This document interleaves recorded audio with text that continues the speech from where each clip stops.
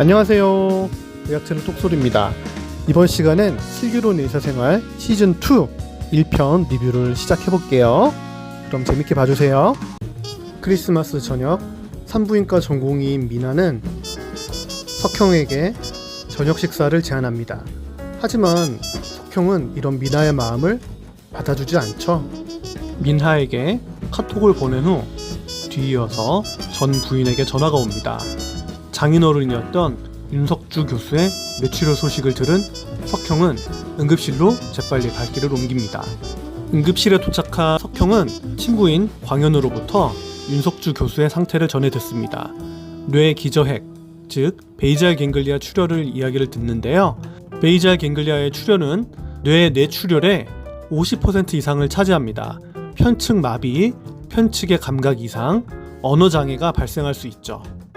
치료는요, 무조건 수술하는 건 아니고 약물 처치를 같이 해가면서 증상 그리고 뇌출혈 양이 얼마나 늘어나는지 관찰하면서 처치를 결정합니다.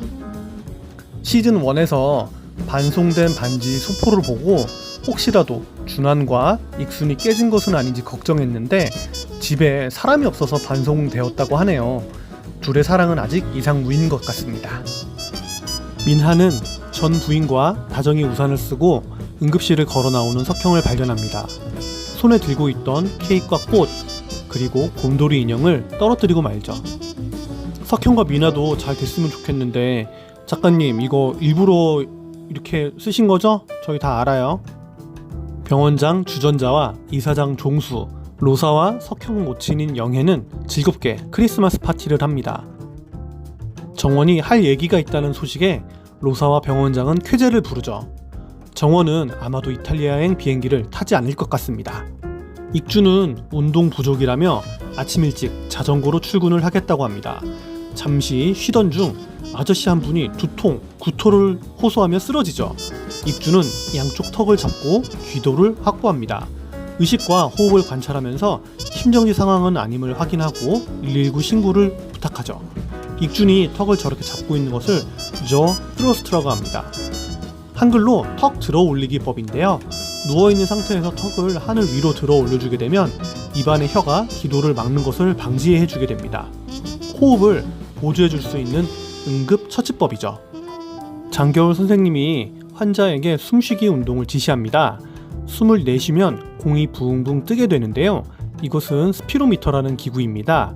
오래 누워있거나 흉복부 수술을 하는 분들은 통증으로 인해 숨을 크게 쉬지 않습니다. 그러면 폐에 공기가 차지 않아 쪼그라드는 무기폐가 발생할 수 있어요. 무기폐가 되면 열이 날 수 있고요. 이것이 악화되면 염증이 진행될 수 있기 때문에 폐를 운동시켜주는 이 스피로미터 사용을 권장하고 있는 거죠. 민하는 리소토미 포지션의 환자를 두고 석형의 전화를 받습니다. 산부인과 의자에 앉아있는 자세를 리소토미 포지션이라고 합니다. 사실 전공의 입장에선 환자 처치 중 걸려온 교수님 전화는 주변 의료진에게 부탁해서 받아달라고 할 수도 있는데 자신을 찾을지도 모른다는 생각에 추미나 선생님처럼 장갑을 벗고 바로 전화를 받는 경우도 많습니다. 산부인과 의자에 누운 환자뿐만 아니라 다른 상황에서도 이런 일들은 비일비재하긴 합니다. 신경외과 4년차 용성민 선생님이 잠시 병원을 찾았는데요. 허선빈 선생님에게 고백이 성공한 것 같습니다. 전공의 4년차 크리스마스 즈음이면 한창 전문의 시험을 준비할 시기입니다. 크리스마스 시즌이라 당직을 서고 있는 여친을 만나러 나온 듯하죠. 송화에게 전화한 건 병원에 오기 위한 핑계로 보이네요. 안타깝게도 시즌2에는 송화와 러브라인을 그렸던 안치홍 선생님이 등장하지 않습니다. 종로 율제병원으로 파견 근무라고 하는데요. 병원의 규모나 위치마다 보는 환자군이 약간은 다를 수 있어서 파견 근무를 하는 경우도 있습니다. 그래도 안치홍 선생의 풋풋한 느낌이 좋았는데 이번 시즌에 못 본다고 생각하니까 조금 아쉽네요. 다음 시즌엔 나왔으면 좋겠어요. 민하는 임신 19주 양악 파열 환자를 맡습니다. 담당 교수인 염세희 교수는 환자에게 해줄 수 있는 처치가 없다고 설명하죠. 아기는 적당한 양수 안에서 놀아야 하는데 양수가 없다면 아기가 놀 수 있는 공간이 사라진다고 보시면 됩니다. 폐 성숙도 이루어지지 않게 되죠. 몸이 건조하게 의학적 사실만을 말하는 염세희 교수였습니다. 응급실에 소아외상 환자가 들어왔습니다. 봉샘살롱의 봉광현 교수가 환자 옆에서 초음파를 보고 있죠. 외상 환자 복부 초음파인 페스트라는 것인데요. 포커스드 업도미널 소노그라피인 트라우마의 약자입니다. 심장, 간, 비장, 방광 쪽을 살펴서 복강에 피가 고여있는지 확인하는 거예요. CT를 찍을 수 없는 상황에서 복부 출혈을 아주 빠르게 확인할 수 있습니다. 응급의학과 전문의의 기본 소양이기도 하죠. 이 장면도 고증을 많이 한 장면이라고 생각하는데요. 응급의학과 펠로우 선생님은 복강내 출혈 환자의 정보를 일일이 정원에게 전화로 알리고 있어요. 하나하나 세세한 정보를 말이죠. 하지만 응급의학과 교수인 광현은 펠로우의 전화를 가로채 야 수술해야 돼 하고 끊어버리죠. 이것이 바로 짬에서 나오는 바이브인데요. 친한 친구 사이에선 충분히 이렇게 말하기도 하고요. 수술 여부만 빨리 캐치해서 외과에 전달하는 것도 있기 때문에 누가 잘했다 못했다가 아니고요. 친분과 오랜 기간 쌓아온 경험으로 환자 정보 전달에 이렇게 차이가 발생하기도 합니다. 아무래도 전연차가 고년차에게 환자 상태를 설명하는 것과 고년차가 전연차에게 설명하는 것은 다르죠. 담당 교수님을 바꿔달라는 환자의 요구가 나온 장면입니다. 응급실에서도 이런 요청을 간간히 받는데요. 누가 유명해서 누구랑 친분이 있어서 그렇다고 환자나 보호자분들이 말씀하시는데 솔직히 환자를 담당하거나 호출하는 입장에서 이런 요청이 들어오면 상당히 난처합니다. 당직은 이미 표에 정해져서 올라와 있고 바꿔달라는 분이 전화를 안 받거나 당직이 아닌 사람에게 전화를 거는 건 정말 어지간한 친분이 아니면 하기 어렵거든요. 응급실 앞에서 기다리고 있던 겨울을 정원이 백허그했습니다. 두 사람의 알콩달콩 러브스토리가 그려지는데요. 이 장면은 제가 뽑은 오게티입니다. 여러분들 눈치채셨나요? 응급실 앞에서 저런 백허그를 한다고요? 이거 바로 실시간으로 온 병원에 소문납니다.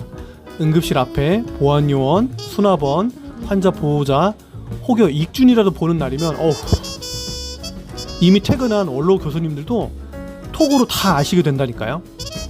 저런 행동을 하고 사람들이 몰라봐 주길 바라는 건 정말 어불성설입니다. 그래도 정원이 이탈리아를 안 가고 연애를 시작하니까 보기 좋네요.